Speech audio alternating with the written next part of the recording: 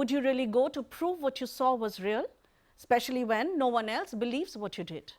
That's the unnerving question at the heart of The Woman in Cabin 10, Netflix's psychological thriller film, which is based on Ruth Ware's 2016 novel of the same name, starring the ever-elegant Keira Knightley.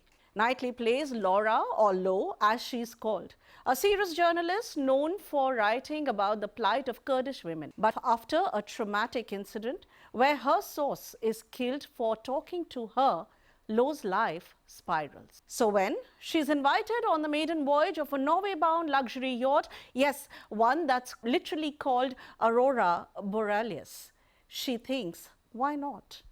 A break from reality, champagne under the northern lights, what could go wrong, right?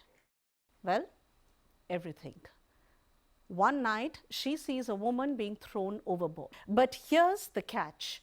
No one else seems to think that a woman even existed. Cue to the glass lighting, the paranoia and the claustrophobic corridors. Guy Pearce plays billionaire host Richard Bulmer, whose cancer-stricken heiress wife Anne is secretly plotting to cut him off. Suspicious much? Oh, it gets better. The rest of the passengers, glossy, indifferent and rich, float around like props from a billionaire's behaving badly documentary.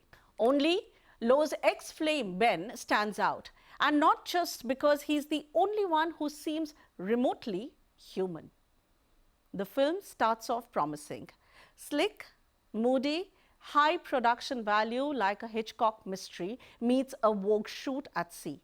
But soon, the tension deflates faster than a punctured life raft. You keep waiting for that one clever twist, the nail-biting moment, the gasp. Instead, you get long aerial shots of the ocean. Beautiful? Sure. Thrilling? Well, not so much. Director James Hawes uses muted tones, minimal lighting, and that endless sea to build atmosphere. The feeling of isolation is real. You almost feel trapped on that yacht with her. But the problem? That's pretty much where the thrill stops cruising. To its credit, the film tries to explore something deeper, how trauma and medication blur reality and how women's voices are often dismissed as overreacting. It's a strong theme, sadly buried under weak writing. Lo's PTSD and flashbacks could have anchored the story emotionally. Instead, they feel like waves that never quite hit the shore.